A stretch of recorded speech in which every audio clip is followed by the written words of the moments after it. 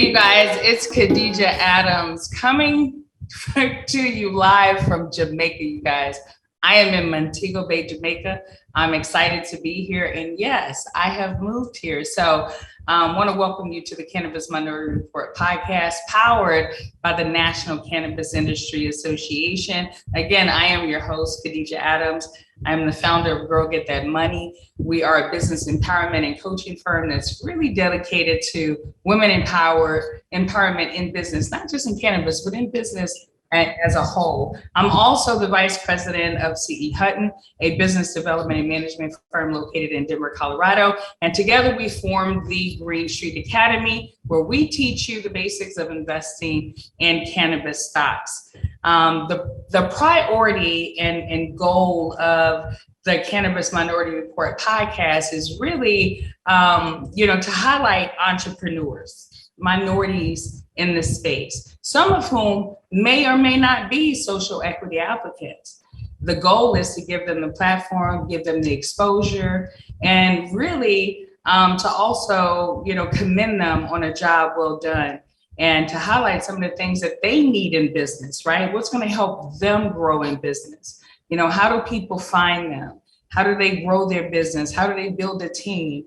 Just having real conversations with them here on this platform. And that's why I'm really glad that I've had the opportunity to actually be the host now.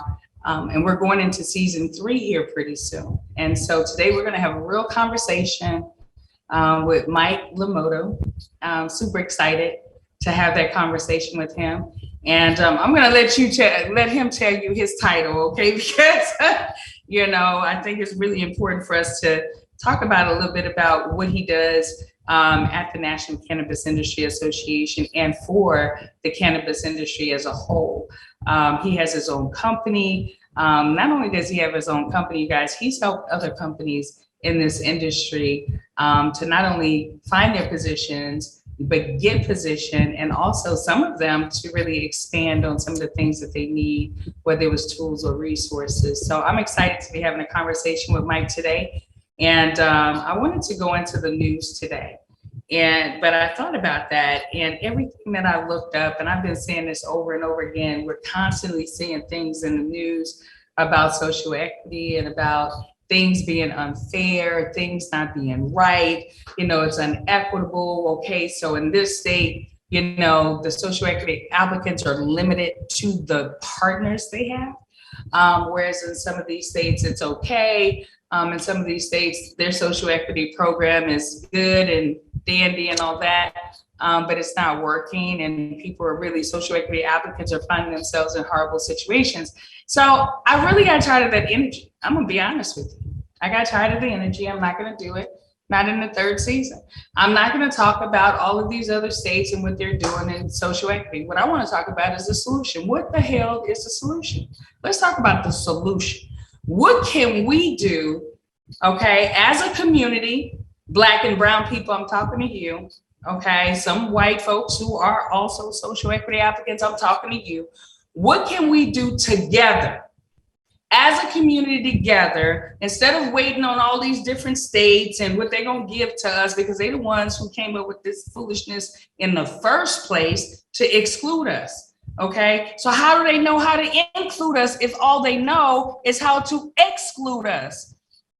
Anyway, some of y'all get that on your drive home.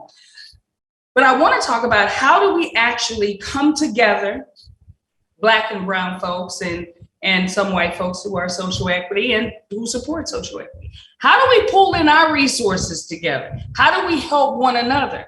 How do we help change the laws? How do we come together to help change the laws and not really go against each other? Where my business is better than yours, my state laws are better than yours, my policies, let me teach you. No, what about coming together and collaborating, right? And figuring that part out.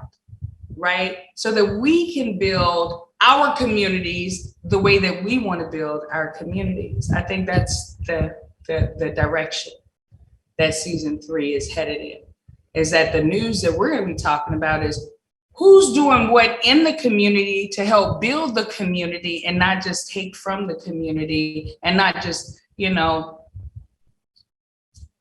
always argue and fuss about what's been going on. We know what's going on, y'all.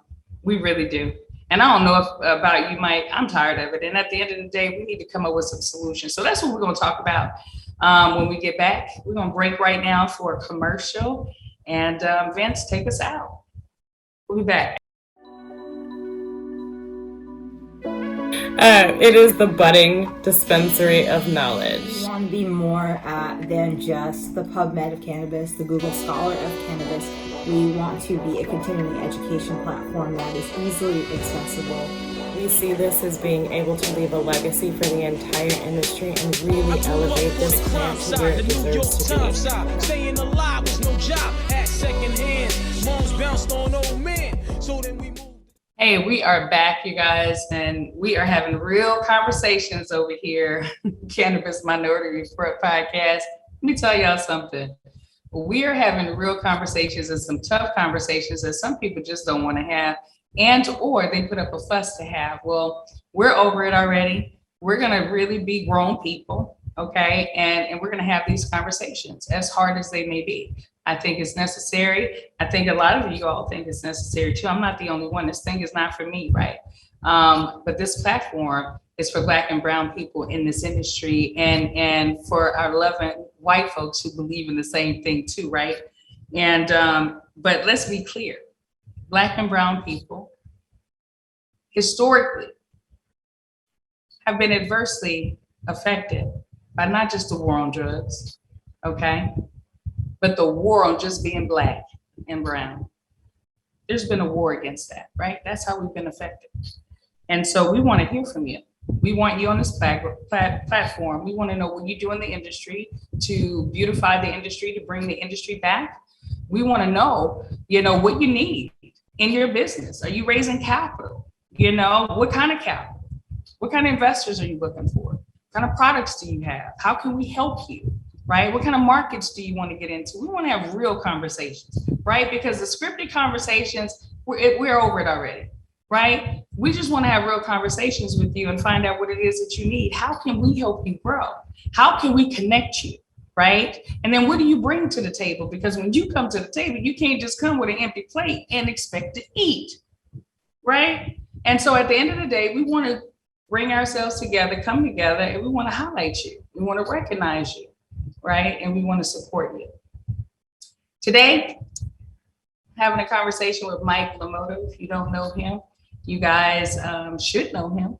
He is the founder of, one of the founders, co-founders of Dao Mastery and business development firm. And he can actually go into more details about what he does. But I've been working with Mike for wow, I don't know, 3 years, 4 years. Has it been that long, Mike?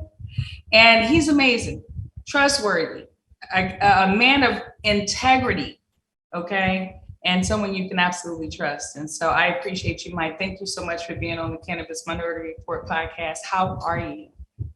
I'm great, and I appreciate you as always, and I appreciate the very warm introduction. Feeling is mutual. It's been an amazing thing to get to know you over the last few years. And do this work together, like you're talking about, to really create a pathway for people in this industry, and not create it for them, but create it with, create together. I think that we're all doing this work together. And to me, I think it's all about, like you said, how do we find solutions? And to me, the biggest solution is each other. That's, I think, our greatest resource. So anyway, that's my little start for today. So we appreciate that. Mike, tell the audience, the people who don't know you, tell them more about you, what you did before you came in the industry, and now that you've been in the industry and now working with the NCIA, and what is it that you do, and what did you bring to the table? Because we know you didn't come empty-handed. We know you didn't come with an empty plate. I try not to, I try to bring as much as I can to the table. Before I was in the cannabis industry, they just didn't call it the cannabis industry, but that's what I was doing, right? My goal for years was to, and I didn't really always know my goal, but my goal, I knew what it was. I just didn't know what to call it, right? And my goal has always been to just put as many people together as possible and preserve as much about natural medicine as possible. And so I actually trained as an acupuncturist and herbalist at one point. I never got to practicing, but my goal has always been still, how do we reintegrate a lot of these Asian principles, into this more mainstream way of thinking in the cannabis industry that's happening now while we're living, breathing, and speaking. This industry is just growing and blowing up and going all over the place. And my goal is, how do we bring all these pieces of, as you mentioned, integrity together? So I think that's the main thing for me, is really just bringing as much as I can to the table. And for me, what I bring is my experience in the industry for a long time, my love for the plant, my love for the people that love the plant as well. In Dao Mastery, we have a very unique coaching style that's also rooted and based in our natural medicine backgrounds. My co-founder, Vernon Speller, we met actually at acupuncture school like 15 years ago or so. So we have a very similar understanding of how to go about coaching and how to go about business development and entrepreneurialism. Wow, I like that. And so all that experience, you somehow brought it into the NCIA and also into the industry as a whole. And so tell us more about that. Why did you choose to do this work at the NCIA that you do? Tell us what work you do. And why you made that decision. Yeah, so I appreciate that question. So the work that I do, as the title says, diversity, equity, and inclusion, right? So, and that means something very different to everybody. And one of my jobs is to actually try to listen to what that means to everybody and try to then figure out how to help us plot a course forward to create more diversity, equity, and inclusion at the NCIA. By doing so, and this is why I chose the NCIA, because the NCIA, my belief, my understanding is that it has a pretty pivotal place in the industry. It touches a lot of different points. It has members in all different states, all different verticals, all different sectors of the industry, and also different size companies, right? And so, and we're still not federally legal yet. We're not federally regulated yet. And so my belief is, look, if we can create a diverse and equitable and inclusive industry association that works at the national level in how we are legalizing and regulating, and then beyond as well, once that does happen, then we have a hell of a lot better chance, in my opinion, to create an industry that reflects those same beliefs. And so that's why I said, a few years back, and this is how me and you started working together a few years back in the DEI committee, we were just members of the committee and trying to figure out how do we get this to happen. And just like you said, I'm going to dive right in, and I'm going to put a lot of my time, a lot of my passion, a lot of my energy into creating that here at the industry. So that's why I chose NCIA. And I think another reason I should point out is I also felt that, at the time, and since then, the organization has said, yeah, okay, we want you guys to do this here, right? And so we've seen over the last few years an increased diversity and inclusion at the industry, at the association. And so that's a big part of why I've chosen not only to do it in the first place, but to continue to do that work at this association. Well, that's awesome. I love that. What are some of the biggest challenges and the biggest successes of the program? Right. So piggybacking off my last answer, even when people want to see greater DEI, it's not as simple as flipping a switch, right? It takes a lot of groundwork, a lot of foundational building, a lot of acknowledging where we messed up. And it includes everybody really recognizing that, right? We all play different roles in this ecosystem that the United States has, which, to your point, is not necessarily the most equitable and inclusive country. It has a lot of potential and there's a lot of opportunity. I'm not going to say otherwise. But I think that, in order to really maximize those opportunities and create true equity and true inclusiveness, it takes a lot of work. So the biggest challenge, I think, for me has just been, and for the program has been getting kind of everybody on the same page and everybody willing to do the internal work, right? It's easier to do that external work, but the challenge is really getting folks to do that internal work and holding the space for people to do that internal work, regardless of where they're at right now. Right. I mean, of course, somebody that comes in and says, screw this, I don't care about this at all, then, okay, sure. Right. Not who we're working with, but all the folks that are down and trying to figure this out together, we all have to be able to have the space to mess up with each other and not be canceling each other all the time. And yeah, I mean, that's a big challenge. Right. And it's so crazy because as human beings, you have leaders and you have followers. That's the only way I can describe that, because it's like when you have the majority of this cancellation society or group or whatever else, that tends to rub off because people don't want to feel like they're left out. And it's like, are you a leader or a follower? Like, part of building a team, first of all, it's like a marriage, in my opinion. It's like establishing a family, right? You have people of like minds, thinking about the same thing, going in the same direction, but you still want to hear their individual perspectives. And sometimes it's not going to be what you want to hear. And sometimes it takes growth, and sometimes there's pain in that growth, right? You can't just say, okay, that's it. Like, that's almost like having a kid and saying, okay, you're not the right kid, I'm gonna have to let you go. You only been doing this for a couple of years, and I know you got into the age 18 before you have to get out of my house, but no, send you back.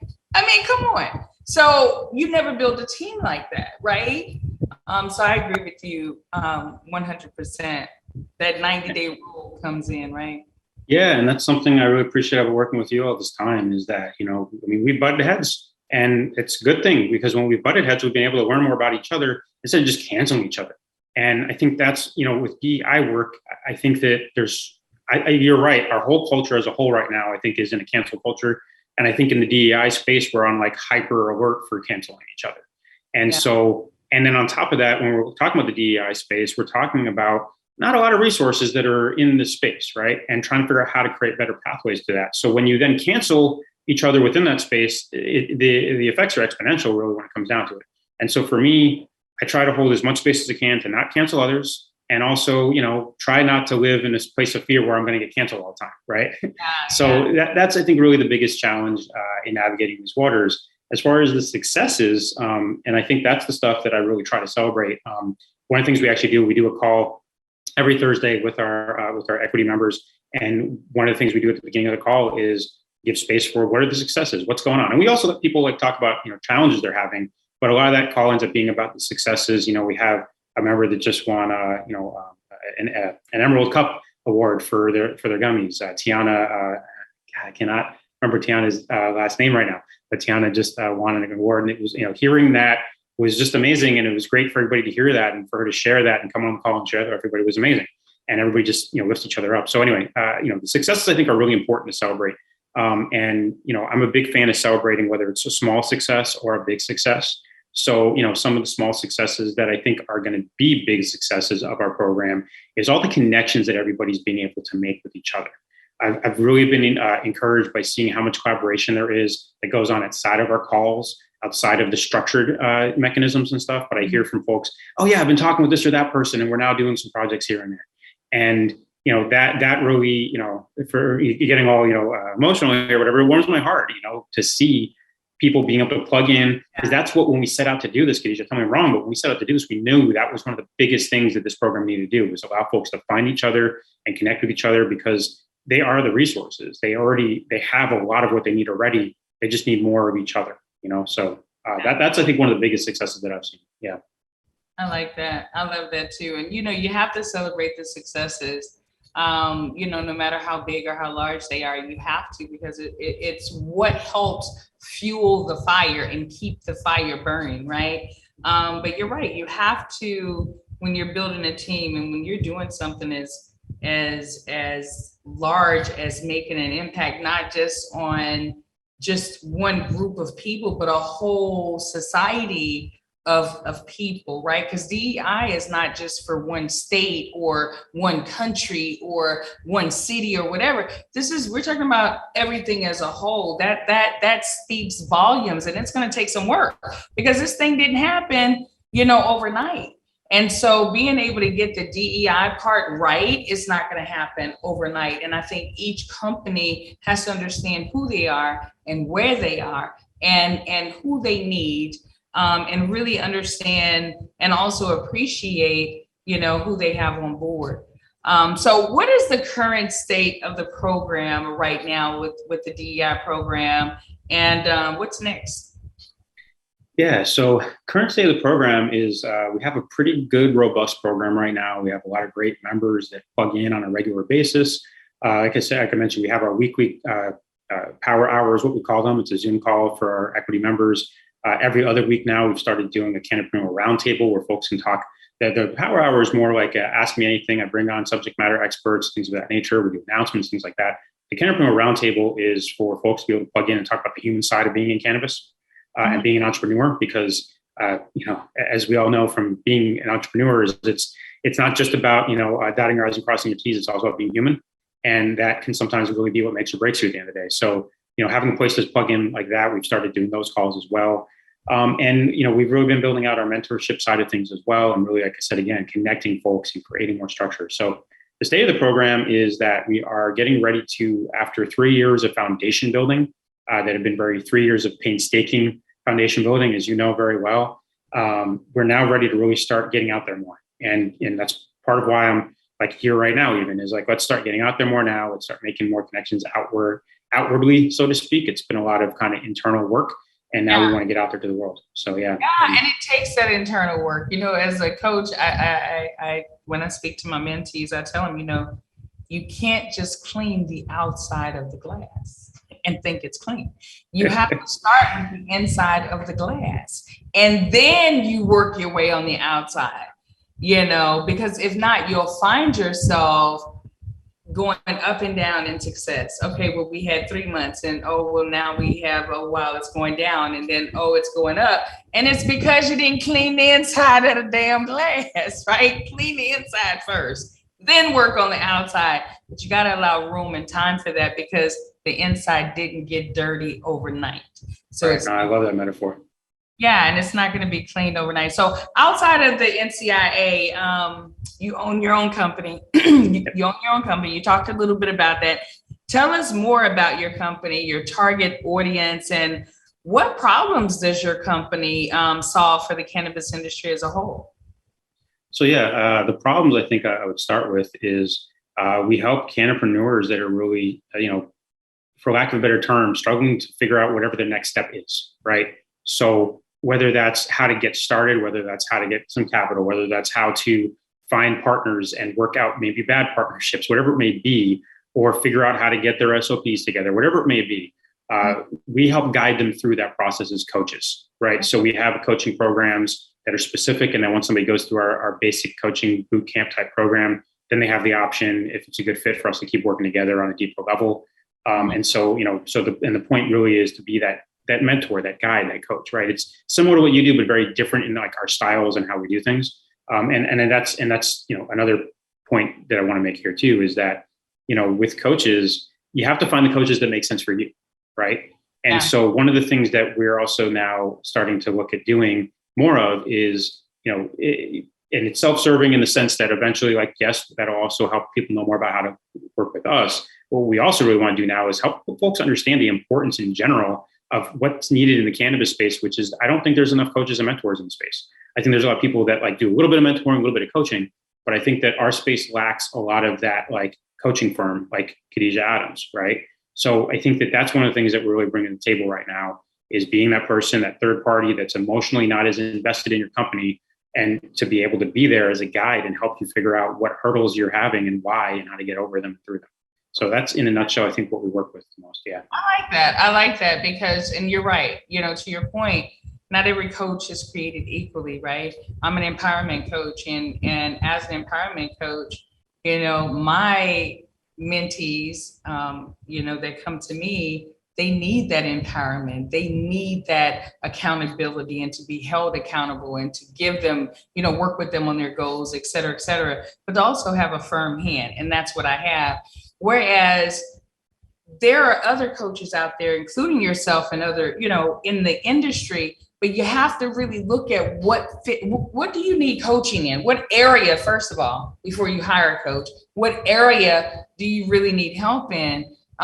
Because there may be a coach out there that is specific. And tell us about, because this is Dao Mastery, right? So with the coaching that you do at Dao Mastery, just the word Dao is heavy for me. That's like, just that alone speaks volumes, and it says it all. But tell the audience and the people who don't know what that word actually means, what it means, why it's a part of your name.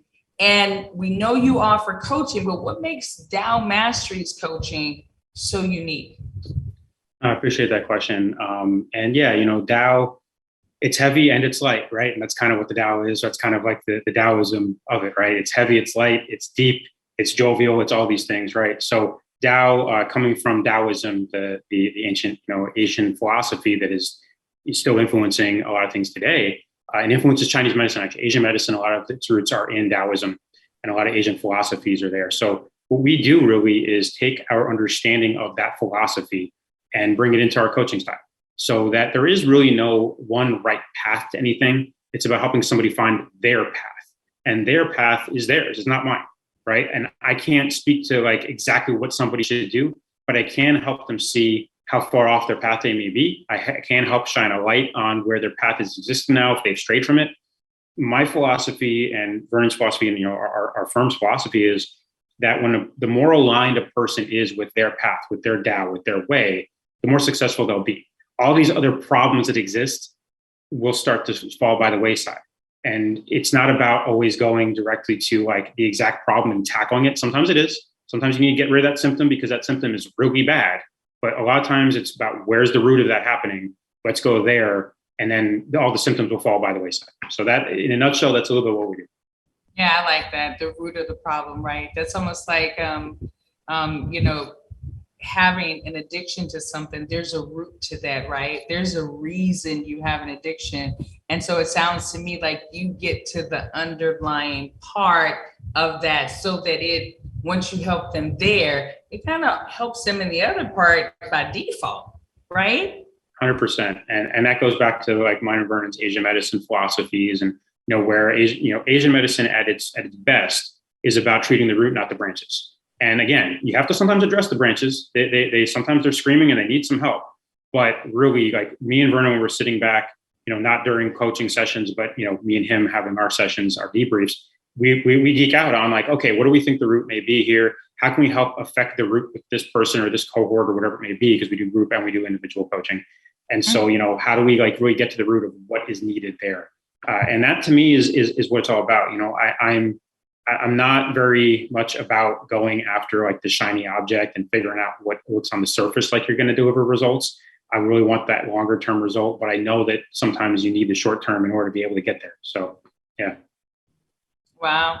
Well, I tell you, it's exciting too. Even with that, though, people still have to be teachable. They still have to be coachable. They still have to be trainable. And I think the biggest problems as coaches, I don't know if you would agree with this or not, is that people come to us thinking they already know. And if you already knew, you would be coming to us. You would have already done it. Okay. But they don't separate their ego, because doesn't it have something to do with separating your ego? I talk about that a lot. And, to your point, it's not only that people come in thinking that they already know, it's that we're trained in our society we're kind of hardwired to act like we do.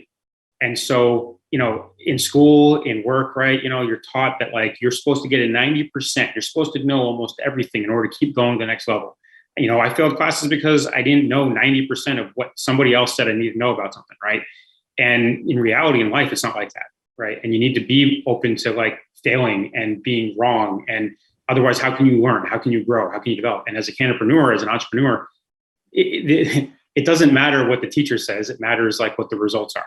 And so the point that I'm making here is that, what we have to get through as coaches is get through that hardwired, what the training has been, in order to even just have that conversation in the first place. And I think that's the hardest part, right? Is getting somebody to kind of leave that behind, or at least know that they're trying to undo that in the first place. If they don't know that, if they think that everything's fine, everything's perfect, they've been taught all the right ways and they don't have to let their ego out the way, then they're not very teachable or coachable.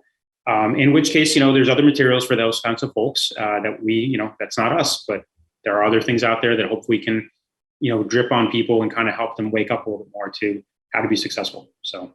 Yeah. I mean, putting away that ego is important, Absolutely. I had someone with like a whole bunch of degrees, and they really wanted to do some things in the industry, and which was really cool. I thought it was phenomenal. But they allowed their degrees or their ego to get in the way, and unfortunately, they're not in the industry anymore. But I kind of saw it coming, so I kind of hid from it. I was like, nope. And we have to like pre-qualify even our clients now, which is really, it saves us a lot of time and effort and all that good stuff. So let me ask you something though, Mike, because we got a lot of people coming in this industry, and they're coming in fast. They're coming in from every direction, from every state, from every other country. They even come here to want us to go to their country. So what type of advice or what kind of advice would you give someone who's coming in from the traditional corporate America or the traditional industries that are legal, coming into this illegal,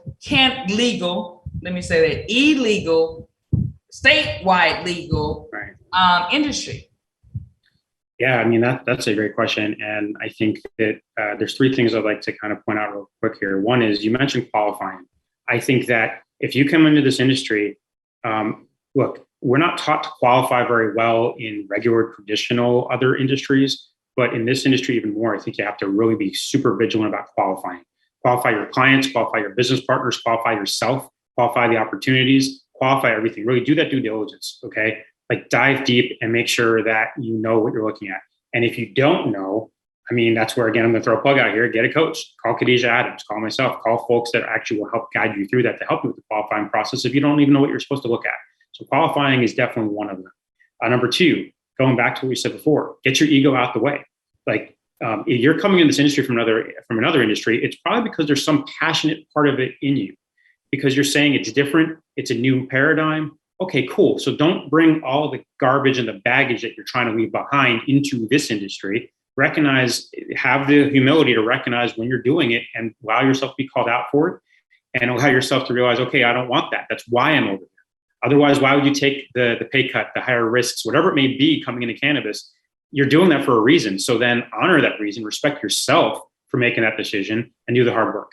And the third thing I would say is, and this is more like a generic kind of bit of advice, is, lean into your strengths. So if you're really good at accounting and a specific type of accounting, figure that niche out in cannabis. Don't try to go figure out how to be a grower, right? Or don't go general and generic now with it. If you've found success in a 20-year career in something else, just pivot right into cannabis with that, change the language around a little bit, and you'll be way more successful that way. So those are the things I would say to somebody new. Absolutely. I love that. And I love the passion behind it. You're starting to sound like Khadijah Adams on the other side. Absolutely. No, you can't go wrong with. I'm going to throw a little plug out here for you, because you can't go wrong with working with Khadijah Adams. I will say that for sure. I've had the pleasure and the privilege of getting to work with you on some things over the years, and you cannot go wrong with working with Khadijah Adams in this industry. So that's another thing too. Reach out to Khadijah Adams. Absolutely. So yeah. I appreciate that, and vice versa. Ditto. Okay, ditto. I'm excited, and I thank you so much for being on today, for sharing with us and with the audience, what you do with the National Cannabis Industry Association and for the DEI program and the DEI committee.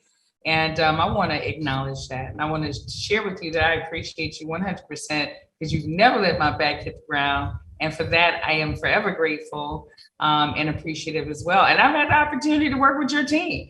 And so a plug in for you and for Dao Mastery, as well as a few of your clients that I've had the pleasure of working with through you, over the years. So thank you. I really appreciate that. And thank you for being on with us.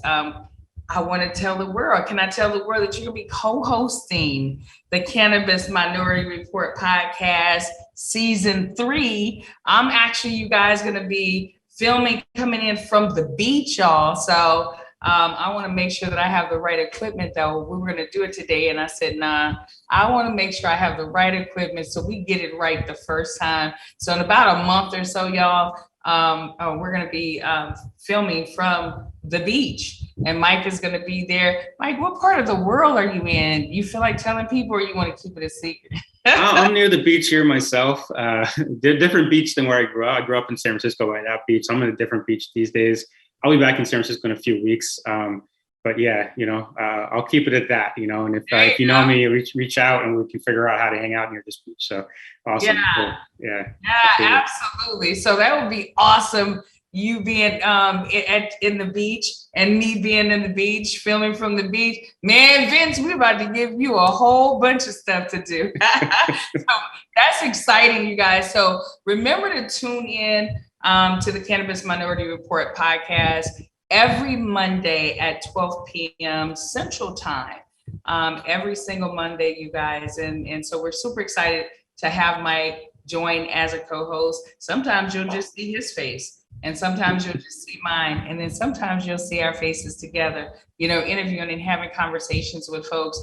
And, season 3 is, I can't wait for season 3, Mike. I'm super excited about that. And listen, if you haven't sponsored the Cannabis Minority Report podcast, don't worry, we're going to call you though. Don't worry. Be expecting my call. And when you see that 876 number calling you, you make sure you pick up, because that's me calling from Jamaica. Mike, can you believe on the other side of that, it comes across on your phone, scam. Well, it's not a scam. It's me calling you. So pick up, okay? Because I'm calling you about sponsorship opportunities that we have available for season 3 of the Cannabis Minority Report podcast. So Mike, thanks again for joining us. And thank you so much, Khadijah. I appreciate you so much. Absolutely. Everything you're doing. Absolutely. Yeah. Thank you. I appreciate you too. And many of y'all out there appreciate Mike too. Make sure you hit him up, Dao Mastery, and make sure you hit him up. Mike, how can people find you? Is it your website? Is it your email or Instagram? We'll be launching the website soon, but LinkedIn is a great place to find me. I'm good there. And then if you're looking at, like I said earlier, we're now looking to really launch the DEI program NCIA out. So if you're interested in that, go to the NCIA website, thecannabisindustry.org, and connect with me through any of the DEI links. Basically will take you to me. You can learn more about our sponsorship opportunities there, and then decide if you want to get in touch with us that way. So yeah, feel free to reach out that way. Absolutely. Awesome. Thanks again, Mike. Stick around, okay? Awesome. All right, you guys, be sure to subscribe to the Cannabis Minority Report podcast via Spotify, Stitcher, Apple Podcasts, or any of your other favorite platforms. And again, we are going to be reaching out to you for season 3 for sponsors, for season 3 of the Cannabis Minority Report podcast directly. And also we'll have advertising opportunities available as well. So if you have a 30-second, 60-second, or maybe a 2-minute commercial for your brand, for your product, for your services, then you may want to hit us up. Okay, you can actually reach me at 876-569-8308, or you can reach out to the executive producer, my executive producer, someone I love very much. Hey, Vince, reach out to Vince Chandler at Vince@thecannabisindustry.org. Vince, VINCE, at thecannabisindustry.org. And he is happy to share with you or even direct you to the pricing for our advertising on our show. In the meantime, we are going to interview, and we're looking to interview more minorities in the space. If you have a story, we want to know about your story. We want to hear about your story. If you have a new company that you just launched, we want to know about it. We want to hear about it. We want to know how can we help you, okay? And if you want to be highlighted as well as one of the entrepreneurs that we spotlight every month, then feel free to reach out to us as well. We'll be back right after these messages. Good evening from West Orange, New Jersey. Harrington Institute is here, and we're so excited to get you into the cannabis industry. A lot of people will reach out to me asking, how can they learn more? How can they be involved? And hearing that so much, I say I have to figure out a way to be able to bring people to one place. All right, you guys, we are back. Don't forget to check out the NCIA's member news blog, where we actually spotlight NCIA members, okay? If you would like to sponsor the Cannabis Minority Report podcast, again, reach out to our executive producer, Vince, at Vince@thecannabisindustry.org. Shout out to all of our previous sponsors and current sponsors of the DEI program that the National Cannabis Industry Association actually has. Remember now, for the mission, as it relates to the DEIC committee, the mission is for us to educate, to advocate, to engage, and also empower the community of cannabis and its members by cultivating partnerships with other nonprofit organizations with similar goals, providing resources, and we also want to create and sustain an environment that is inclusive, that is equitable, and that is diverse. We are committed to building a culture that respects our members and celebrates their contributions as we work together to strengthen all communities in cannabis. We'll see you guys next Monday. Until then, peace, love, and hippie stuff.